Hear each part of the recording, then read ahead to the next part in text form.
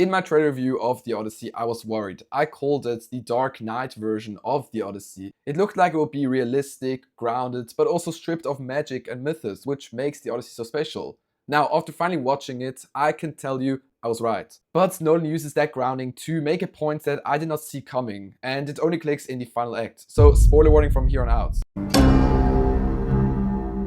Now, the first act is the weakest of the three, and it is set almost entirely in Ithaca. The problem I have with the first act is just that it runs a little long on exposition, but right after that the movie blows up into something much more immersive than anything I've seen in a long time. And I'm covering exactly how Nolan pulled that off in a second video next week, so subscribe if you don't want to miss that. Now, before we get into why this Odyssey adaptation feels so fresh and what Nolan's point with the movie is, let's quickly talk about one of the many great feats this movie accomplishes. The movie just looks absolutely gorgeous. The movie is shot fully in IMAX 70mm, and that leads it to looking like nothing you've seen in blockbuster cinema, and reminds you of some of the old classics in terms of look and feel. Here's what I didn't expect though. By the end, we finally see what actually happened to Troy. And unlike most pop culture adaptations, Nolan doesn't give us the heroic version. Odysseus' men win the war, as always, but they slaughter everyone. I mean, they slaughter the men, the women, and the children.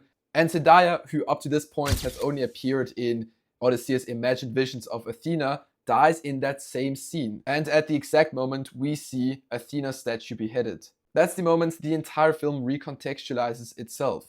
Every god has felt strangely absent up to this point. Athena only appears in visions, Zeus and Poseidon are just storms. The gods themselves are statues in the background rather than real characters. That's Nolan's whole point. The gods go quiet because Odysseus' own men are the reason the old rules stopped mattering.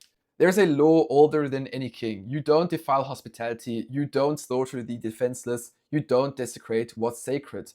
His crew broke that completely, and once someone breaks a law like that, it doesn't come back. Nobody trusts that the enemy is not going to do the same. Now you kind of open Pandora's box of anarchy, so to say, because now everyone's going to use the same tactics that Odysseus invented.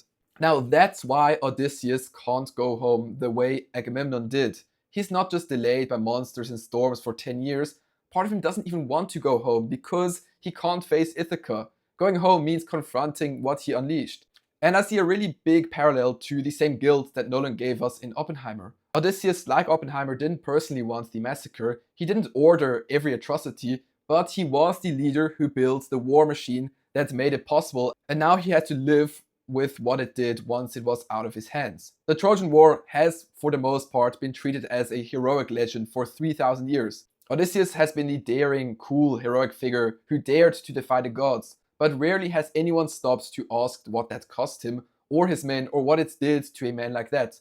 Nolan asks and answers those questions. That's why this movie is not only another Odyssey adaptation with just lots of spectacle, it's Nolan's Odyssey, a movie about a man who in his hubris started a fire of unforgiving, lawless war, where the enemy wasn't seen as a human, but as the literal evil. That's what separates this from every other Odyssey adaptation before it, and why I think it's more relevant to right now than we expected. Now, besides all of the technical and audiovisual brilliance this movie has, which it does, and I'll get to it in the next video, this is also a genuinely smart way to make the Odyssey matter to a modern audience. Not just a great piece of escapism. For me, this was fantastic in almost every way except for the clunky first 30 to 45 minutes. That's why it's a 4.5 out of 5.